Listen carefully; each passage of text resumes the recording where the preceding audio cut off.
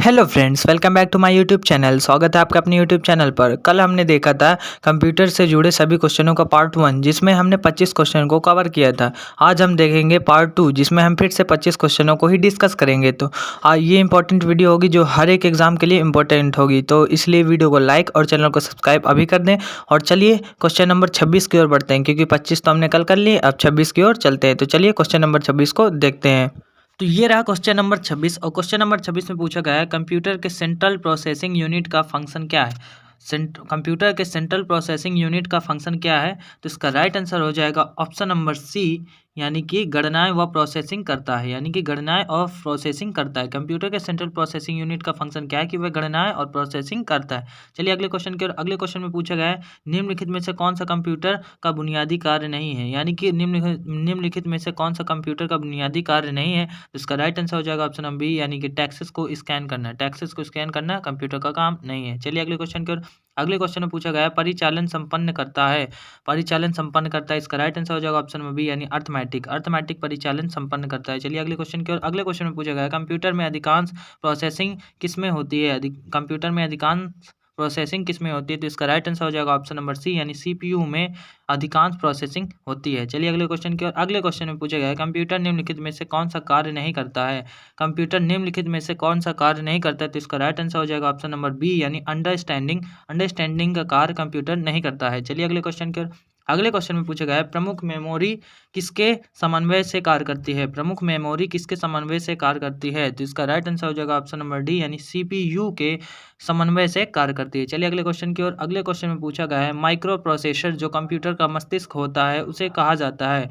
Micro processor जो computer का मस्तिष्क होता है उसे कहा जाता है। तो इसका राइट आंसर हो जाएगा ऑप्शन नंबर बी, यानी माइक्रोचिप। माइक्रोचिप जो होता है, माइक्रो प्रोसेसर जो कंप्यूटर का मस्तिष्क होता है उसको कहा जाता है माइक्रोचिप। चलिए अगले क्वेश्चन की ओर। अगले क्वेश्चन में पूछा गया है कंप्यूटर द्वारा प्रोड्यूस किया गया परिमाण है। कंप्यूटर द्वारा प्रोड्यूस किया गया परिमाण है। तो इसका राइट आंसर हो जाएगा ऑप्शन नंबर सी, यानी आउटपुट। कंप्यूटर द्वारा प्रोड्यूस किया गया परिमाण है तो वह है आउटपुट। चलिए अगले क्वेश्चन की ओर। अगले क्वेश्चन में पूछा गया है इनपुट का आउटपुट में रूपांतरण किया जाता है। यानी इनपुट का आउटपुट में रूपांतरण किया जाता है।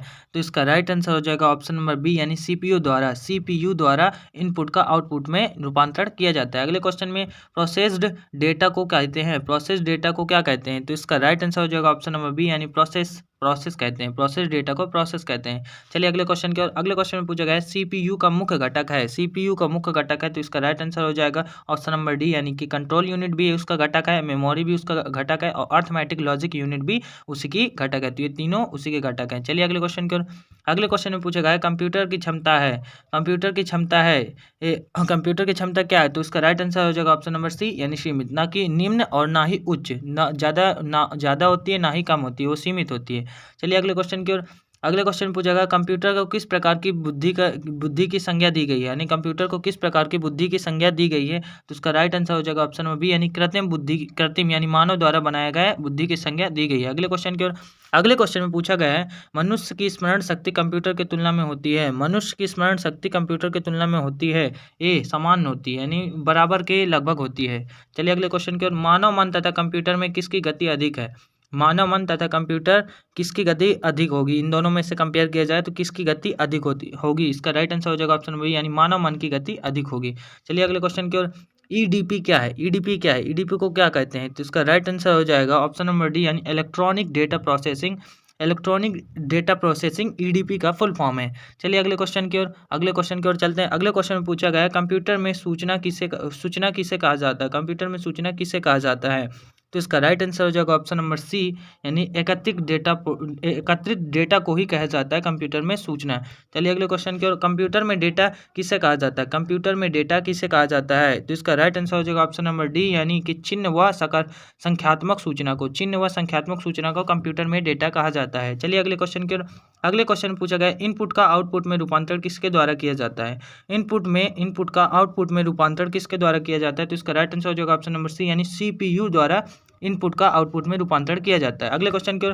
कंप्यूटर में जाने वाले डेटा को क्या कहते हैं। कंप्यूटर में जाने वाले डेटा को क्या कहते हैं। तो इसका राइट आंसर हो जाएगा ऑप्शन नंबर बी, यानी इनपुट कहते हैं। चलिए अगले क्वेश्चन की ओर। डेटा प्रोसेसिंग का अर्थ क्या है। डेटा प्रोसेसिंग का अर्थ क्या है। तो इसका राइट आंसर हो जाएगा ऑप्शन नंबर डी, यानी वाणिज्यिक उपयोग के लिए जानकारी तैयार करना, वाणिज्य उपयोग के लिए जानकारी तैयार करना ही डेटा प्रोसेसिंग का मतलब होता है। चलिए अगले क्वेश्चन की ओर। अगले क्वेश्चन पूछा गया एटीएम क्या होता है? एटीएम क्या होता है?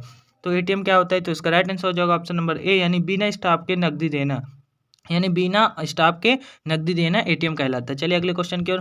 कंप्यूटर प्रोसेस द्वारा इंफॉर्मेशन में परिवर्तित किए जाते हैं, कंप्यूटर प्रोसेस द्वारा इंफॉर्मेशन में परिवर्तित किया जाता है, किसको किया जाता है? इसको डेटा को, ऑप्शन नंबर बी, डेटा को परिवर्तित किया जाता है। चलिए अगले क्वेश्चन की ओर। एक इलेक्ट्रॉनिक डिवाइस जो डेटा को इंफॉर्मेशन में कन्वर्ट करते हुए प्रोसेस करता है वो क्या कहलाता है? यानी एक इलेक्ट्रॉनिक डिवाइस जो डेटा को इंफॉर्मेशन में कन्वर्ट करता है उसे क्या कहते हैं? तो इसका राइट आंसर हो जाएगा option number B, option number C, processor कहलाता है, प्रोसेसर कहलाता है। चलिए अगले क्वेश्चन के, इस सेशन का लास्ट क्वेश्चन है कि प्रथम गणना यंत्र क्या है? प्रथम गणना यंत्र कौन था? यानी प्रथम बार जो हमने गणना यंत्र बनाया था उसको क्या कहते थे? तो उसको कहते थे अबैकस, अबैकस नाम का यंत्र था जो प्रथम गणना यंत्र था। तो दोस्तों ये थे हमारे टॉप 50 क्वेश्चंस, जो कि फर्स्ट पार्ट में हमने पहले 25 क्वेश्चन को कवर किया था और इस सेकंड पार्ट में हमने फिर 25 क्वेश्चन को कवर कर लिया है। तो ये टोटल हो गया 50 क्वेश्चन। अगर आपको वीडियो अच्छी लगी हो तो मैं इस सीरीज को और भी आगे बढ़ाऊंगा, इसलिए वीडियो को लाइक और चैनल को सब्सक्राइब करके जरूर बताएं कि आपको वीडियो कैसी लगी, और कमेंट सेक्शन में बताएं कि अगली वीडियो किसके ऊपर होनी चाहिए। Thank you,